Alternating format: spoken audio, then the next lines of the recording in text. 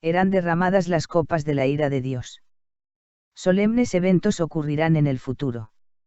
Sonará una trompeta tras otra, una copa tras otra serán volcadas en forma sucesiva sobre los habitantes de la tierra.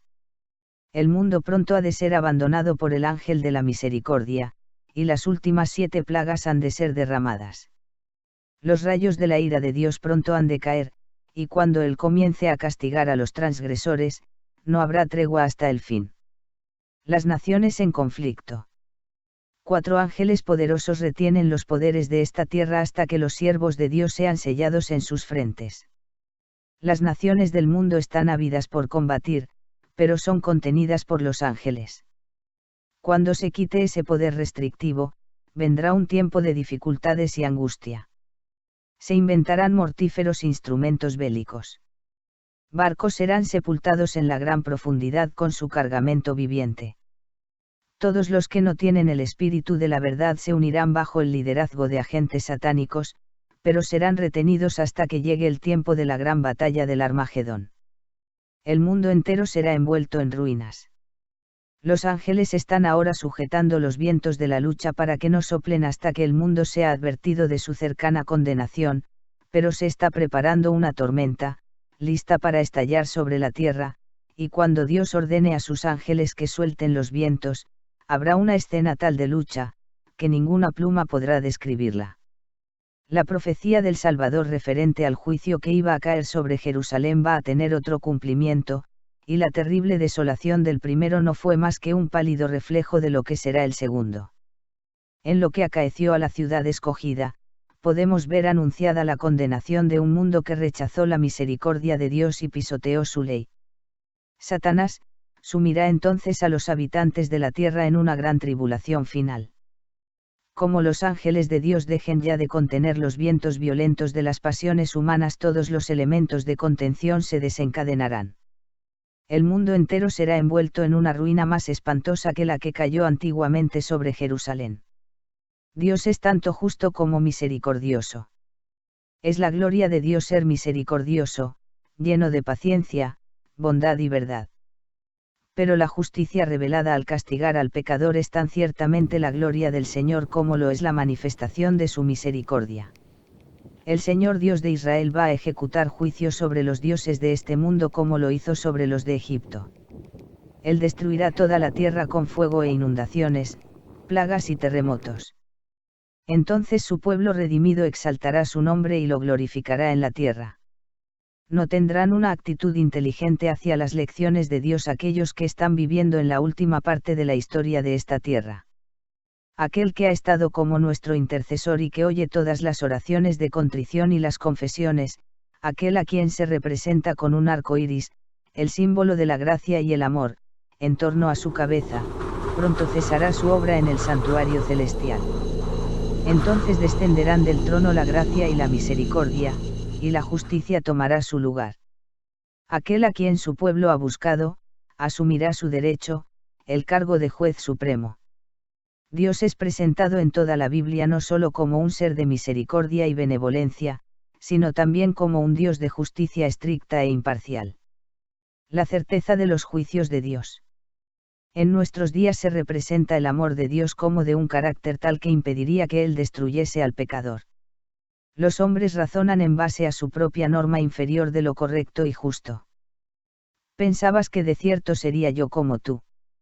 Salmos 50, 21. Miden a Dios comparándolo con ellos mismos. Razonan sobre cómo actuarían bajo las circunstancias y llegan a la conclusión de que Dios haría como ellos se imaginan que haría. En ningún reino ni gobierno se les permite decir a los transgresores de la ley qué castigo debe ejecutarse contra aquellos que han violado la ley. Todo lo que tenemos, todas las mercedes de su gracia que poseemos, se las debemos a Dios. El carácter ofensivo del pecado contra un Dios tal no puede estimarse más de lo que pueden medirse los cielos con un palmo. Dios es un gobernador moral así como un padre. Es el legislador. Hace y ejecuta sus leyes. La ley que no tiene penalidad, no tiene fuerza. Puede presentarse el razonamiento de que un padre amante no aceptaría que sus hijos sufriesen el castigo de Dios por fuego, teniendo el poder para socorrerlos. Pero por el bien de sus súbditos y por su seguridad, Dios castigará al transgresor. Dios no obra basado en el plan del hombre.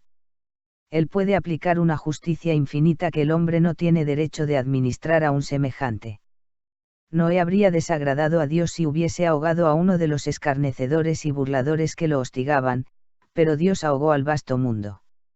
Lot no habría tenido derecho de infligir castigo a sus yernos, pero Dios lo haría usando de estricta justicia. ¿Quién dirá que Dios no hará lo que Él dice que hará? Los juicios vienen cuando Dios retira su protección. Se me mostró que los juicios de Dios no vendrían sobre ellos directamente del Señor, sino de esta manera, ellos se colocan más allá de su protección. Él advierte, corrige, reprueba y señala el único camino seguro, luego, si aquellos que han sido el objeto de su cuidado especial siguen su propio curso, independientemente del Espíritu de Dios, tras repetidas amonestaciones, si eligen su propio camino, entonces Él no encarga a sus ángeles que impidan los decididos ataques de Satanás contra ellos. Es el poder de Satanás lo que está obrando en el mar y en la tierra, trayendo calamidad y angustia, y barriendo multitudes para asegurarse de su presa. Dios usará a sus enemigos como instrumentos para castigar a aquellos que hayan seguido sus propios caminos perniciosos, por los cuales la verdad de Dios ha sido tergiversada, juzgada equivocadamente y deshonrada. El Espíritu de Dios, insultado, rechazado, abusado, ya se está retirando de la tierra. Tan pronto como el Espíritu de Dios se aleje, se llevará a cabo la cruel obra de Satanás en tierra y mar. Los impíos han dejado concluir su tiempo de gracia, el Espíritu de Dios, al que se opusieran obstinadamente, acabó por apartarse de ellos. Desamparados ya de la gracia divina, están a merced de Satanás. A veces los santos ángeles ejercen poder destructivo. Los juicios de Dios fueron suscitados contra Jericó. Era un baluarte. Pero el mismo capitán de la hueste del Señor vino del cielo para conducir los ejércitos del cielo en un ataque contra la ciudad. Ángeles de Dios asieron los masivos muros y los derribaron. Bajo las órdenes de Dios, los ángeles son todopoderosos. En una ocasión, en obediencia a la orden de Cristo, mataron en una noche a 185.000 hombres del ejército asirio. El mismo ángel que había bajado de los atrios celestiales para librar a Pedro, había sido mensajero de ira y juicio para Herodes. El ángel hirió a Pedro para despertarlo de su sueño, pero fue con un golpe diferente como hirió al perverso rey, humillando su orgullo y haciendo caer sobre él el castigo del Todopoderoso. Herodes murió en gran agonía mental y corporal bajo el justo castigo de Dios. Un solo ángel dio muerte a todos los primogénitos de los egipcios y llenó al país de duelo. Cuando David ofendió a Dios al tomar censo del pueblo, un ángel causó la terrible mortandad con la cual fue castigado su pecado. El mismo poder destructor ejercido por santos ángeles cuando Dios se lo ordena, lo ejercerán los ángeles malvados cuando Él lo permita. Hay fuerzas actualmente listas que no esperan más que el permiso divino para sembrar la desolación por todas partes. Las primeras dos plagas. Cuando Cristo deje de interceder en el santuario, se derramará sin mezcla la ira de Dios de la que son amenazados los que adoran a la bestia y a su imagen y reciben su marca. Apocalipsis 14, 9 hasta el 10. Las plagas que cayeron sobre Egipto cuando Dios estaba por libertar a Israel fueron de índole análoga a los juicios más terribles extensos que caerán sobre el mundo inmediatamente antes de la liberación final del pueblo de Dios. En el Apocalipsis se lee lo siguiente con referencia a esas mismas plagas tan temibles: vino una plaga mala y dañosa sobre los hombres que tenían la señal de la bestia, y sobre los que adoraban su imagen. El mar se convirtió en sangre como de un muerto, y toda alma viviente fue muerta en el mar. Apocalipsis 16, 2 hasta el 3. Las plagas estaban cayendo sobre los moradores la tierra. Algunos acusaban a Dios y le maldecían. Otros acudían presurosos al pueblo de Dios en súplica de que les enseñase cómo escapar a los juicios divinos. Pero los santos no tenían nada para ellos. Había sido derrama la última lágrima en favor de los pecadores, ofrecida última angustiosa oración, soportada la última carga y dado el postrer aviso. La tercera plaga. Vi que los 4 ángeles iban a retener los vientos mientras no estuviesen hecha la obra de Jesús en el santuario, y que entonces caerían las 7 postreras plagas.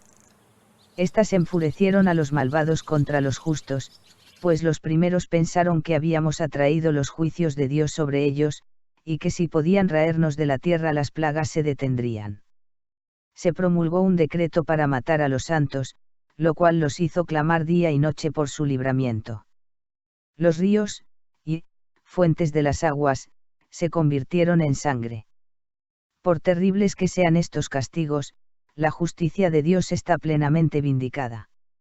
El ángel de Dios declara: justo eres tú, oh Señor, porque has juzgado estas cosas, porque ellos derramaron la sangre de los santos y de los profetas, también tú les has dado a beber sangre, pues lo merecen. Apocalipsis 16, 2 hasta el 6. Al condenar a muerte al pueblo de Dios, los que lo hicieron son tan culpables de su sangre como si la hubiesen derramado con sus propias manos. La 4ª plaga. En la plaga que sigue, se le da poder al sol para quemar a los hombres con fuego. Y los hombres se quemaron con el gran calor. Apocalipsis 16, 8-9. Los profetas describen cómo sigue el estado de la tierra en tan terrible tiempo: el campo fue destruido, enlutóse la tierra, porque se perdió la mies del campo. Secáronse todos los árboles del campo, por lo cual se secó el gozo de los hijos de los hombres. El grano se pudrió debajo de sus terrones, los basamentos fueron asolados. Cuánto gimieron las bestias. Cuán turbados anduvieron los geitous de los bueyes, porque no tuvieron pastos. Se secaron los arroyos de las aguas, y fuego consumió las praderas del desierto. Joel 1 y 10 hasta el 12, 17 hasta el 20. Y los cantores del templo aullarán en aquel día, dice el Señor Jehová: muchos serán los cuerpos muertos, en todo lugar echados serán en silencio. Amós 8, 3. Estas plagas no serán universales, pues de lo contrario, los habitantes de la tierra serían enteramente destruidos. Sin embargo, serán los azotes más terribles que hayan sufrido jamás los hombres. La 5ª plaga. Multitudes de hombres perversos, profiriendo gritos de triunfo, burlas e imprecaciones, están a punto de arrojarse sobre su presa, cuando de pronto densas tinieblas más sombrías que la oscuridad de la noche caen sobre la tierra. Luego un arco iris, que refleja la gloria del trono de Dios, se extiende de un lado al otro del cielo, y parece envolver a todos los grupos en oración. Las multitudes encolerizadas se sienten contenidas en el acto. Sus gritos de burla expiran en sus labios. Olvidan el objeto de su ira sanguinaria. Con terribles presentimientos contemplan el símbolo de la alianza divina, y ansían ser amparadas de su deslumbradora claridad. Es a medianoche cuando Dios manifiesta su poder para librar a su pueblo. Seile el sol en todo su esplendor. Sucédense señales y prodigios con rapidez. Los malos miran la escena con terror y asombro, mientras los justos contemplan con gozo las señales de su liberación. La ley de Dios aparece en el cielo. Entonces aparece en el cielo una mano que sostiene 2 tablas de piedra puestas una sobre otra. El profeta dice: denunciarán los cielos su justicia, porque Dios es el juez. Salmos 50, 6. Esta ley santa, justicia de Dios, que entre truenos y llamas fue proclamada desde el Sinaí como guía de la vida, se revela ahora a los hombres como norma del juicio. La mano abre las tablas en las cuales se ven los preceptos del Decálogo inscritos como con letras de fuego. Las palabras son tan distintas que todos pueden leerlas. La memoria se despierta, las tinieblas de la superstición y de la herejía desaparecen de todos los espíritus, y las 10 palabras de Dios, breves, inteligibles y llenas de autoridad, se presentan a la vista de todos los habitantes de la tierra. Los perdidos condenan a sus falsos pastores. Los miembros de Iglesia que han visto la luz y han sido convencidos de su culpabilidad, pero que han confiado la salvación de sus almas a los ministros, aprenderán en el día de Dios que ninguna otra alma puede pagar el rescate por sus transgresiones. Surgirá un terrible clamor: estoy perdido, eternamente perdido. Habrá quienes sentirán que serían capaces de despedazar a los ministros que han enseñado falsedades y han condenado la verdad. Todos concuerdan para abrumar a los ministros con la más amarga condenación. Los pastores infieles profetizaron cosas lisonjeras, indujeron a sus oyentes a menospreciar la ley de Dios y a perseguir a los que querían santificarla. Ahora, en su desesperación, estos maestros confiesan ante el mundo su obra de engaño. Las multitudes se llenan de furor. Estamos perdidos, exclaman, y vosotros sois causa de nuestra perdición, y se vuelven contra los falsos pastores. Precisamente aquellos que más los admiraban en otros tiempos pronunciarán contra ellos las más terribles maldiciones. Las manos mismas que los coronaron con laureles se levantarán para aniquilarlos. Las espadas que debían servir para destruir al pueblo de Dios se emplean ahora para matar a sus enemigos. Aquí vemos que la Iglesia, el santuario del Señor, era la primera en sentir los golpes de la ira de Dios. Los ancianos, Ezequiel 9, 6, aquellos a quienes Dios había brindado gran luz, que se habían destacado como guardianes de los intereses espirituales del pueblo, habían traicionado su cometido. Los falsos pastores vuelven ineficaz la palabra de Dios. Su obra pronto recaerá sobre ellos mismos. Entonces serán presenciadas las escenas descritas en Apocalipsis 18, cuando los juicios de Dios caerán sobre la Babilonia mística. La sexta plaga. Los espíritus de demonios irán en busca de los reyes de la tierra y por todo el mundo para aprisionar a los hombres con engaños e inducirles a que se unan a Satanás en su última lucha contra el gobierno de Dios.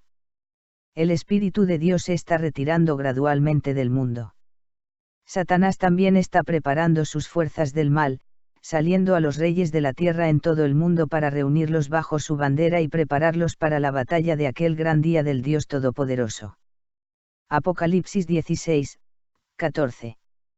Después de la descripción de Juan en Apocalipsis 16 sobre ese poder hacedor de milagros que iba a reunir al mundo para el último gran conflicto, se dejan los símbolos y una vez más la voz de la trompeta da un sonido certero: he aquí, yo vengo como ladrón. Bienaventurado el que vela, y guarda sus ropas, para que no ande desnudo y vean su vergüenza. Apocalipsis 16, 15. Después de la transgresión de Adán y Eva ellos quedaron desnudos, porque el manto de luz y seguridad se había retirado de ellos. El mundo habrá olvidado la admonición y las advertencias de Dios, como pasó con los habitantes del mundo del tiempo de Noé y con los moradores de Sodoma. Despertaron con todos sus planes e invenciones de iniquidad, pero repentinamente la lluvia de fuego cayó del cielo y consumió a los impíos habitantes. Así será el día en que el Hijo del Hombre se manifieste. Lucas 17, 30. La última gran batalla entre el bien y el mal. Dos grandes poderes antagónicos se revelan en la última gran batalla. En un lado está el Creador del cielo y de la tierra. Todos los que están a su lado llevan su sello, son obedientes a sus mandamientos. Al otro lado está el príncipe de las tinieblas con los que han preferido la apostasía y la rebelión. Un terrible conflicto está ante nosotros. Nos estamos acercando a la batalla del gran día del Dios Todopoderoso. Lo que se ha mantenido en control, va a desatarse. El ángel de la misericordia está plegando sus alas, preparándose para descender del trono y dejar el mundo bajo el control de Satanás. Los principados y potestades de la tierra están en amarga revuelta contra el Dios del cielo. Están llenos de odio contra los que le sirven, y pronto, muy pronto, se peleará la última gran batalla entre el bien y el mal. La tierra será el campo de batalla, la escena de la contienda final y de la victoria final. Aquí, donde por tanto tiempo Satanás ha encabezado a los hombres contra Dios, la rebelión será suprimida para siempre. Las batallas que se riñen entre los dos ejércitos son tan reales como las que entablan los ejércitos de este mundo, y son destinos eternos los que dependen del resultado del conflicto espiritual. Todo el mundo será reunido en un lado o en el otro.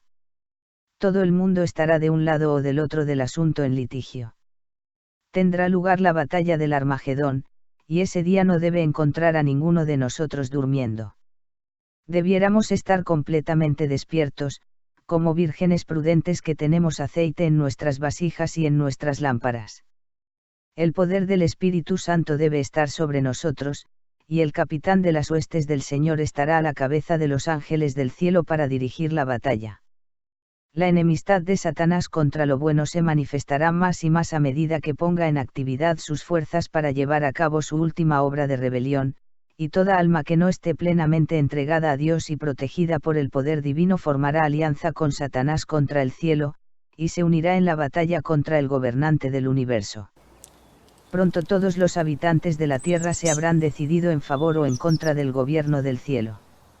La séptima plaga. Necesitamos estudiar el derramamiento de la séptima copa. Apocalipsis 16, 17 hasta el 21. Los poderes del mal no abandonarán el conflicto sin luchar, pero la providencia tiene una parte que desempeñar en la batalla del Armagedón. Cuando la tierra esté alumbrada con la gloria de ángel de Apocalipsis 18, los elementos religiosos, buenos y malos, despertarán del sueño y los ejércitos del Dios viviente irán a la batalla. Pronto se peleará la batalla del Armagedón. Aquel sobre cuya vestidura está escrito el nombre Rey de Reyes y Señor de Señores, conduce a las huestes celestiales montadas en caballos blancos, vestidos de lino fino, limpio y blanco. Apocalipsis 19, 11 hasta el 16. Toda la tierra se alborota e hincha como las olas del mar. Su superficie se raja. Sus mismos fundamentos parecen ceder. Se hunden cordilleras.